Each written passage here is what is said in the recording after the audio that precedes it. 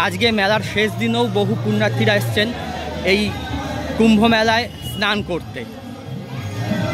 আর এখানে সাধুদের দর্শন করার জন্য দেখুন প্রচুর পুণ্যার্থীর ভিড়। কিন্তু নমস্কার, এন্টারটেন বাংলা চ্যানেলে সকল বন্ধুদের জানাই স্বাগত। বড়দেরকে প্রণাম, ছোটদেরকে অনেক অনেক ভালোবাসা। আশা করি আপনারা খুব ভালো আছেন এবং সুস্থ আছেন। চলে এসেছি বঙ্গীয় কুম্ভ মেলায় ত্রিবেণীতে। আজ বঙ্গীয় কুম্ভ মেলার ত্রিবেণীতে তৃতীয় দিন। আজকে হচ্ছে 13ই ফেব্রুয়ারি। গত মঙ্গলবার 11ই ফেব্রুয়ারি থেকে আরম্ভ হয়েছে এই মেলা। আজ মেলার শেষ দিন। মেলার শেষ দিনেও কিন্তু পুণ্যার্থীদের ভিড় চোখে পড়ার মতন। বহু বহু পুণ্যার্থীরা এসছেন এই বঙ্গীয় কুম্ভ মেলায় ত্রিবেণীতে।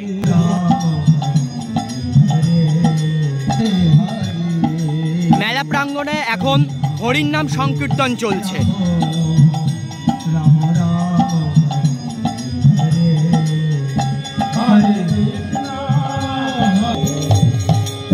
হরে কৃষ্ণ হরে কৃষ্ণ কৃষ্ণ কৃষ্ণ হরে হরে, হরে রাম হরে রাম রাম রাম হরে হরে, হরে কৃষ্ণ হরে কৃষ্ণ কৃষ্ণ কৃষ্ণ হরে হরে, হরে রাম হরে মেলা প্রাঙ্গণ থেকে বেরিয়ে এবারে যাচ্ছি হচ্ছে সপ্তঋষি ঘাটের দিকে। আজকে কিন্তু সপ্তঋষি ঘাটে বহু পুণ্যার্থীরা স্নান করছেন। আজকে মেলার শেষ দিনেও বহু পুণ্যার্থীরা এসছেন এই কুম্ভ মেলায় স্নান করতে। চলছে ভারতের অন্যতম সবচেয়ে বড় ধর্মীয় অনুষ্ঠান মহাকুম্ভ। বহু ভক্ত, সাধু, অঘরী, পুণ্যার্থীরা গঙ্গায় স্নান করে নিজেদের পাপ ধুয়ে নিচ্ছেন। এই বছরের কুম্ভ অন্যান্য বছরের তুলনায় একটু অন্যরকম।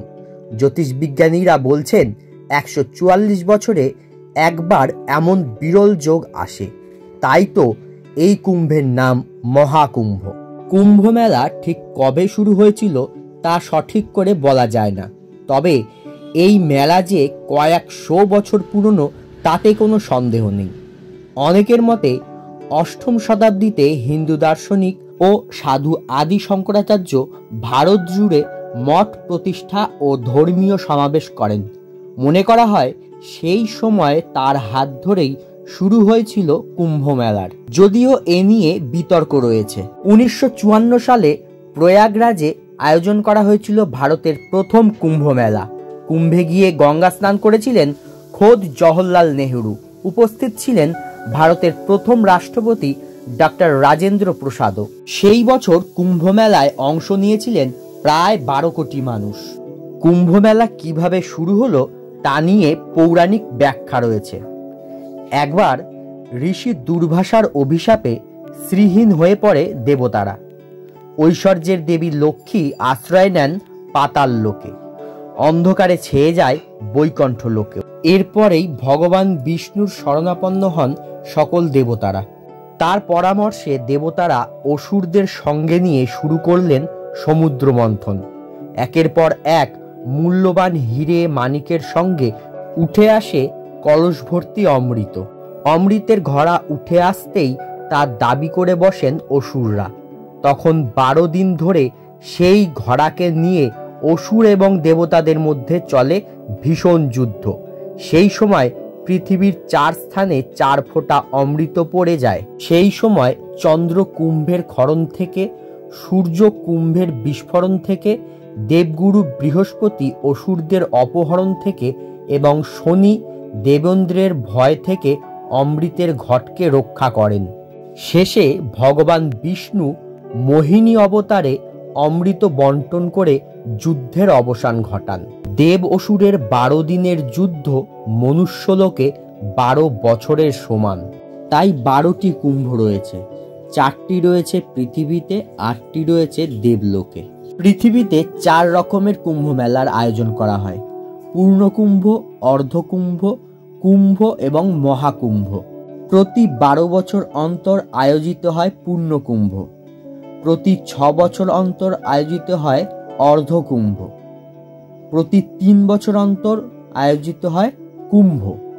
এই বছরের মূল আকর্ষণ মহাকুম্ভ। মহাকুম্ভ অনুষ্ঠিত হয় 144 বছরে একবার। 12 বছরের পূর্ণ কুম্ভের 12টি চক্র পূর্ণ হলে তবেই তৈরি হয় মহাকুম্ভ যোগ।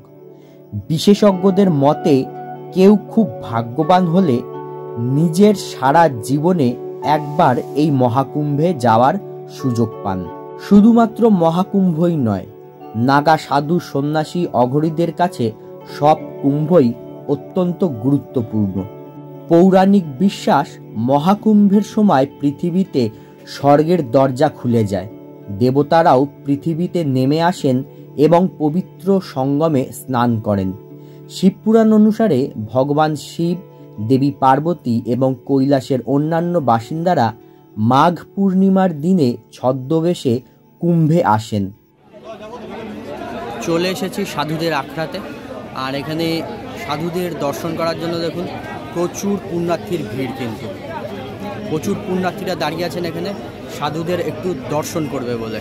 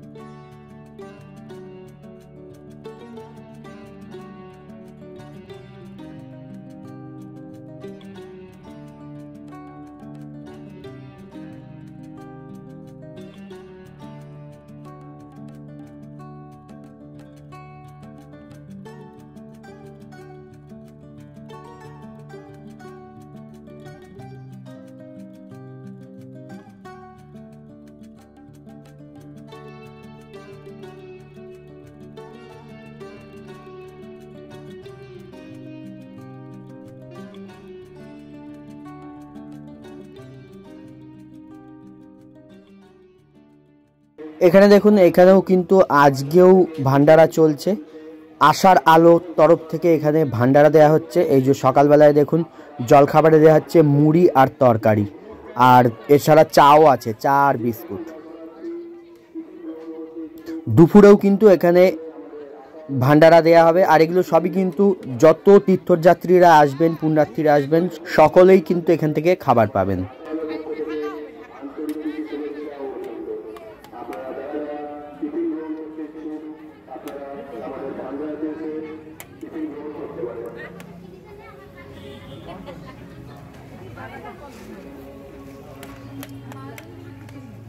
সপ্তঋষি ঘাটের থেকে এবারে আমি চলে এসেছি ত্রিবেণী ঘাটের দিকে। ত্রিবেণীর যে মেন ঘাট, বেহুলা ঘাট যে দিকটায়, সেই দিকটায় এখন চলে এসেছি। আর এখানে দেখুন ত্রিবেণী ঘাটে যাওয়ার আগেই বাঁদিকেই রয়েছে এই বেণীমাধবতলা। এখানে এখন নাম সংকীর্তন চলছে।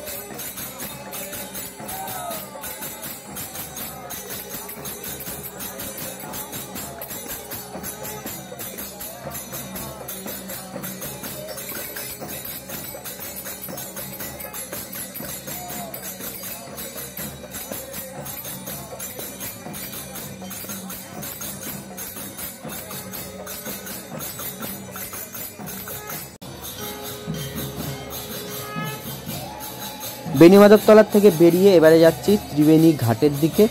আমরা চলুন ত্রিবেণী ঘাটের দৃশ্যটাও একবার দেখে আসি।